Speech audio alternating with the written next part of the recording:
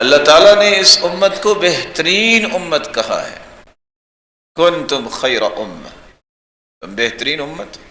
اور رسول اکرم صلی اللہ علیہ وسلم نے فرمایا انتم تتمون 70 امہ انتم خیرها واکرمها علی اللہ عز وجل. تم 70ویں امت ہو اور تم اللہ ذوالجلال کے ہاں سب سے بہترین اور عزت والی امت ہو. اور دوسری روایت میں رسول اللہ صلی اللہ علیہ وسلم نے یوں بھی فرمایا وَجُعِلَتْ أُمَّتِي خَيْرُ الْأُمَمِ، اللہ ذوالجلال نے میری امت کو خیر الامم بنایا ہے. جتنی بھی امتیں آئی ہیں، جس طرح جتنے انبیاء اور رسل آئے ہیں، 1,24,000 پیغمبروں میں سے 315 رسول تھے اور باقی سب انبیاء علیہم الصلاۃ والسلام تھے.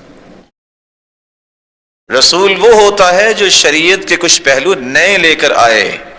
نبی اس کو کہتے ہیں جو سابقہ ہی پیغامات کو آگے لے کے چلتا ہے.